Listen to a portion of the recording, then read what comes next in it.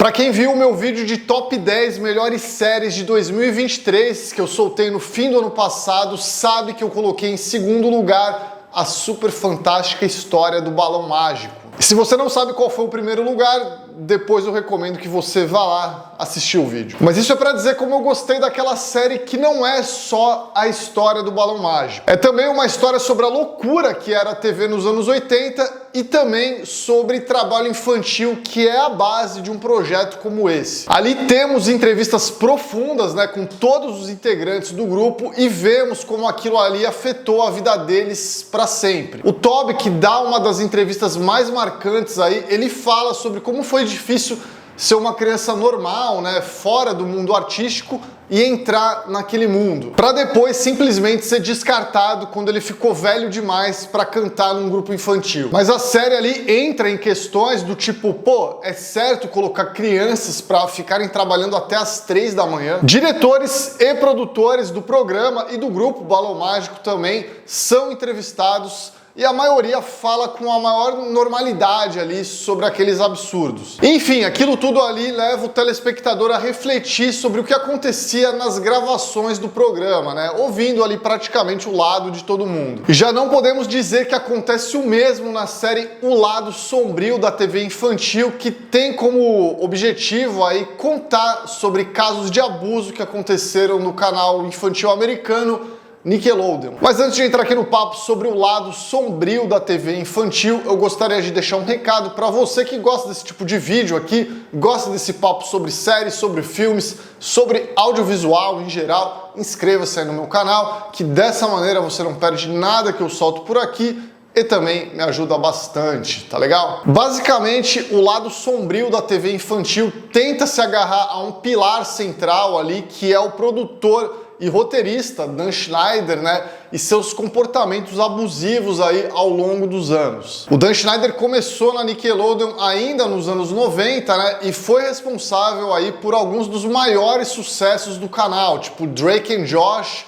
e iCarly também. Fato é que logo de cara a série já é meio esquisita porque ela não conta com o depoimento do próprio Dan Schneider. Até aí tudo bem, mas a coisa só vai ficando mais esquisita porque a Amanda Bynes, que é uma das personagens mais citadas ali logo de cara, né, também não aparece dando um depoimento. E aí você vê que várias estrelas infantis do canal, tipo a própria Amanda Bynes, a Ariana Grande, sei lá, não aparecem dando depoimento. Então a denúncia vem geralmente da boca de outras pessoas, né? E aí é que mora o maior problema da série. O lado sombrio da TV infantil coloca nada mais, nada menos que 3 jornalistas para dar algum contexto ali, uma vez que a Ariana Grande não tá ali para falar por ela. Isso é um trabalho meio porco para uma série que se diz investigativa, mas que no fundo ela poderia ser simplesmente uma matéria do Fantástico. É tipo, olha esses atores aqui que trabalharam na Nickelodeon no começo dos anos 2000, eles têm algumas denúncias ali sobre o Dan Schneider. E a resposta do Dan Schneider geralmente vem por meio de cards ali, de textos, né, no meio dos capítulos. Muitas coisas ele nega e outras ele se diz arrependido e promete se responsabilizar por elas. Fato é que a entrevista principal, né, que é o Drake Bell, estrela do programa Drake and Josh, é deixada ali pro 3º episódio. Ele na verdade aparece ali no finzinho do 2º episódio, né, meio que como um gancho espetacular assim pro próximo episódio, que, convenhamos, é uma coisa bem esquisita de se fazer numa série tipo essa. Se você não estava convencido de que essa série não é séria, esse aqui é o momento que te dá a certeza absoluta. O depoimento do Drake dura um episódio inteiro aí, né, no qual ele relata abusos sexuais do ex-treinador de diálogo Brian Peck. Esse é sem dúvida o melhor momento da série, né, que é toda a história sobre como ele teve que esconder aquilo por tanto tempo. Sobre como ele teve que ver outras estrelas de Hollywood saírem em defesa do Brian Peck quando surgiram as acusações, etc. Além do Brian Peck, mais outros 2 caras que trabalhavam na Nickelodeon são citados nominalmente como pedófilos convictos, mas é uma coisa que passa quase despercebida ali em poucos minutos de tela. E aí você fica pensando, pô, peraí, os caras eram pedófilos dentro da Nickelodeon, dentro de um canal infantil. Será que isso não era ainda mais grave? Sem tirar o peso das denúncias contra o Dan Schneider, né, que basicamente fazia bullying e é acusado até de dar álcool para as crianças ali, mas não existe nenhuma denúncia de abuso sexual contra o cara. Então a própria série torna tudo meio esquisito, né? Porque o alvo principal é o Dan Schneider, mas o cara que dá a entrevista principal, que é o Drake Bell, ele não tem nada de mal para falar sobre o Dan Schneider. Inclusive, ele disse que o Dan Schneider foi o único que saiu em defesa dele na época em que ele resolveu relatar sobre o abuso sexual. Ou seja, o cara que dá tecnicamente a maior entrevista da série, ele não tem nada de mal para falar sobre o maior vilão. Então fica essa coisa aí, durante todo o papo com o Drake Bell, o foco sai completamente do Dan Schneider. E aí, como storytelling ali, né, como uma história, fica meio confuso. É um momento que você para e fala, cara, qual o foco dessa série?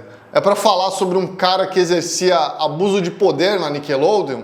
É pra falar sobre pedófilos que trabalhavam no canal? Mas ao mesmo tempo, cadê as vítimas dando depoimentos? E como se isso não fosse estranho o suficiente, se você pesquisar sobre o Drake Bell, você vai ver que tem acusações de abuso de menor contra ele. Em 2017, ele foi acusado de trocar mensagens de cunho sexual aí com uma menina que tinha 15 anos na época. Ele chega a citar isso numa cena que dura 2 segundos no documentário, mas isso passa completamente batido. Tipo, se eu não tivesse ido procurar no Google, eu não ia saber disso. Então assim, você tá fazendo um documentário de cunho investigativo, vamos colocar entre aspas esse cunho investigativo aí, e isso não é importante o suficiente para você abordar. A impressão que dá é que como o cara era a maior estrela, né, o chamariz do documentário, podemos dizer, não quiseram colocar nada que pegasse mal pra ele, só pra não perder o depoimento do cara. É meio bizarro assim, mas eu acho que não é exagero dizer que o lado sombrio da TV infantil é um exemplo de como não fazer um documentário investigativo. Procure a Amanda Bynes no Google também, né? Você vai ver que ela se transformou numa pessoa muito problemática aí,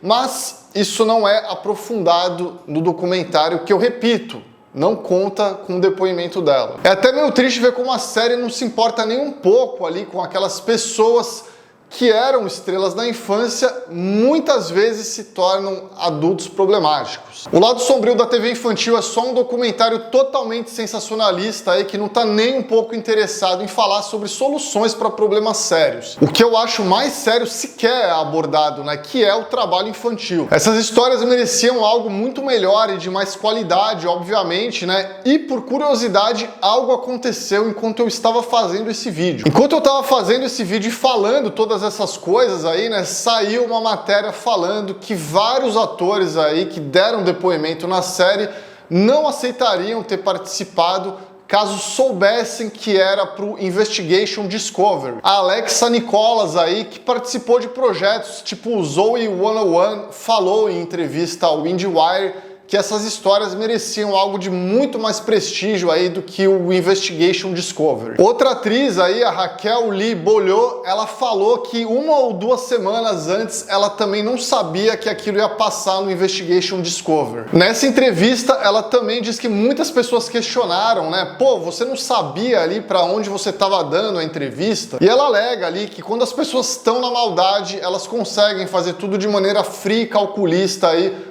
para chegar no resultado que elas querem. As duas acusam aí as criadoras da série de fingimento. E é triste um assunto tão sério ser tratado de maneira tão leviana só para fazer sensacionalismo barato. Não é à toa que falta tanto depoimento aqui, né? Pô, qual é a credibilidade desse negócio? Quer ver uma série que aborda esse assunto de maneira um pouco mais séria? Assista a série do Balão Mágico aí, que eu recomendei no começo desse vídeo, ela tá disponível no Star Plus. E por enquanto é isso, meus amigos. Se você gostou desse vídeo, já deixa aquele like esperto e comente. Você assistiu o Lado Sombrio da TV infantil? Você não assistiu? Você nem quer assistir? Comenta aí, eu quero ler a sua opinião, beleza? Não esqueça de se inscrever no meu canal, tem o botão inscreva-se ali embaixo.